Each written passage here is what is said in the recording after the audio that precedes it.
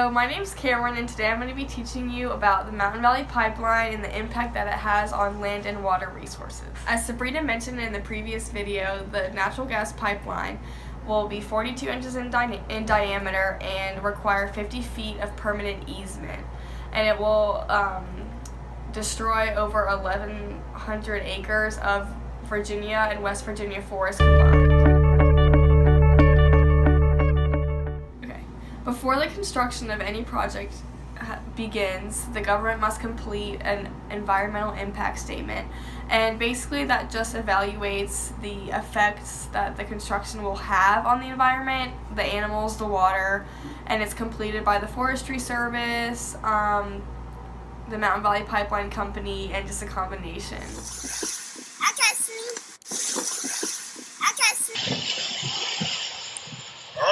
swim. Raven, why can't you swim? The once pristine rivers of West Virginia and Virginia are now polluted because of the construction from the Mountain Valley Pipeline.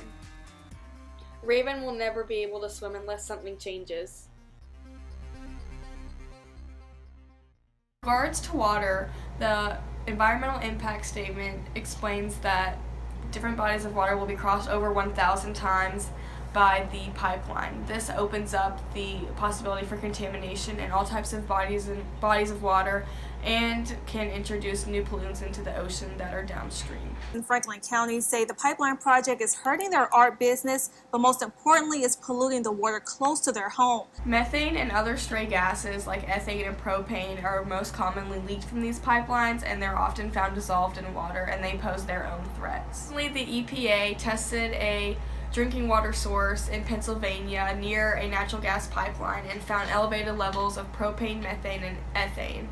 And the government doesn't regulate these levels, so civilians are unaware of what's in their water until it's too late. To add to that, the pipeline will cross 2 groundwater wellhead protection areas and 20 surface water protection areas. So what exactly are these?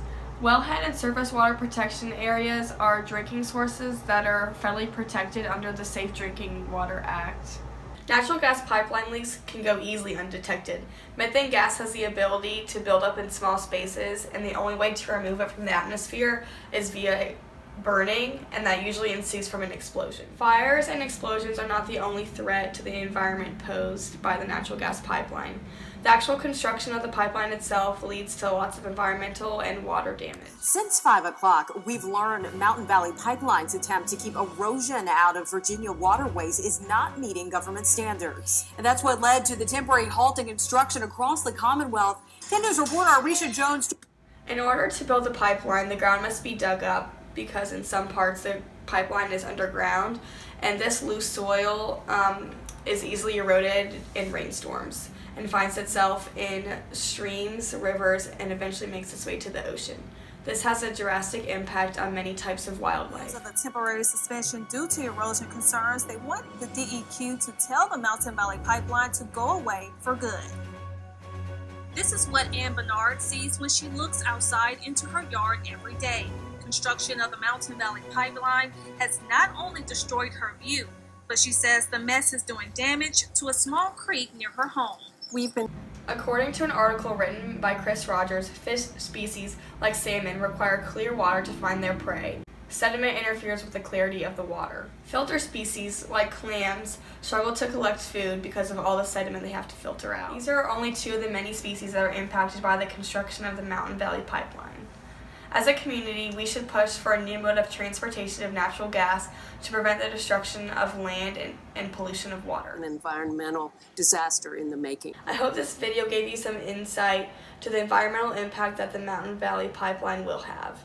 Up next, Joffrey will be discussing how the construction of the pipeline will affect the civilians that live both close and far from the pipeline.